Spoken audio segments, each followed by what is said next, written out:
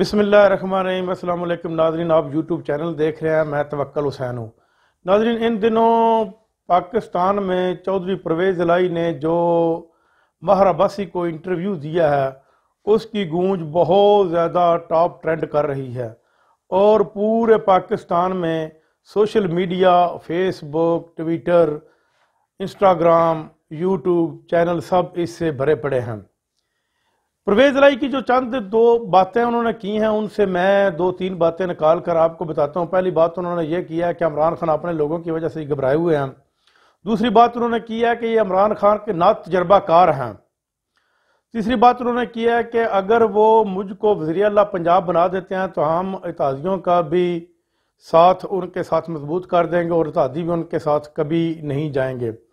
मैं चौधरी परवेज़ इलाही से ये पूछना चाहता हूँ कि अगर इमरान खान ना तजर्बाकार हैं और मुखलस हैं, ईमानदार हैं, इस मुल्क के लिए काम कर रहे हैं, तो इस किस्म के ना तजर्बाकार आदमी को ही हमको चाहिए। हमको ये तजर्बाकार लोग नहीं चाहिए जो कभी किसी के पलड़े में जा गिरते हैं, कभी किसी के पलड़े में जा गिरते हैं। वो अपनी पीछे निकली हुई गालों का भी हिसाब नहीं करते। वो भी नहीं देखते कि इन्होंने पीछे हमें क्या कुछ कहा था और क्या कुछ हमारे साथ करते रहे हैं।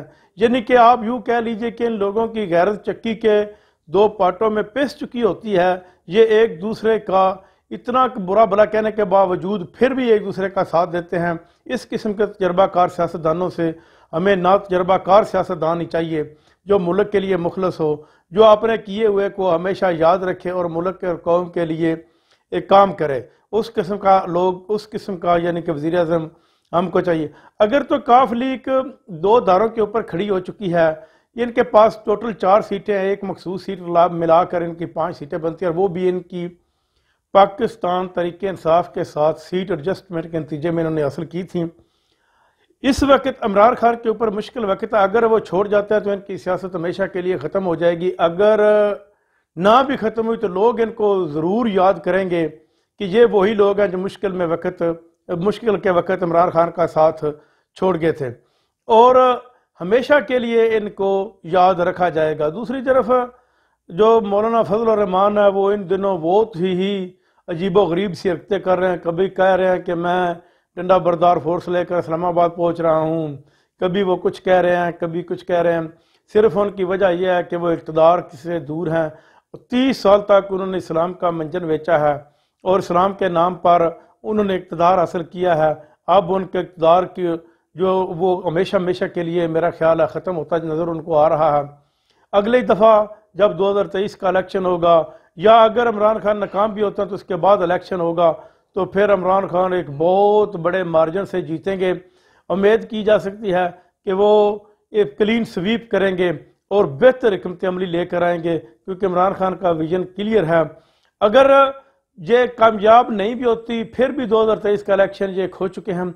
अब इमरान खान को पता चल गया है कि किन लोगों के साथ सीट एडजस्टमेंट करनी है और किन लोगों के साथ नहीं करनी।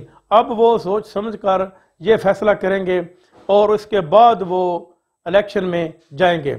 लेकिन सब बातों का निचोड़ यही है, ये मैं इंशाल्लाह हर व्लॉग के आखिर पर ये कहता रहूँगा कि अब चेहरे नहीं, निज़ाम को बदलना होगा। जब तक निज़ाम नहीं बदलेगा इस पाकिस्तान का कोई भी मसले हल नहीं होगा। इमरान खान ने काफ़ी मसाइल हल किए थे, लेकिन ये बोसीदा निज़ाम की वजह से पार्लिमानी निज़ाम जो है ये बोसीदा हो चुका है, ये बहुत ही पुराना हो चुका है और करप्ट लोगों का पाकिस्तान में 98% सियासतदान करप्ट, झूठे और माफिया के लोग बन चुके हैं। ये सिर्फ और सिर्फ पैसा बनाने वाली मशीनें बन चुके हैं। जब तक इस निज़ाम को नहीं बदला जाएगा पाकिस्तान तरक्की याफ्ता मुल्कों की साथ में कभी भी खड़ा नहीं होगा। अब इस निज़ाम को बदलना होगा, अब चेहरे नहीं, इस निज़ाम को बदलना होगा। अपना ख्याल रखिएगा। अब तक इतना ही। अल्लाह हाफ़िज़।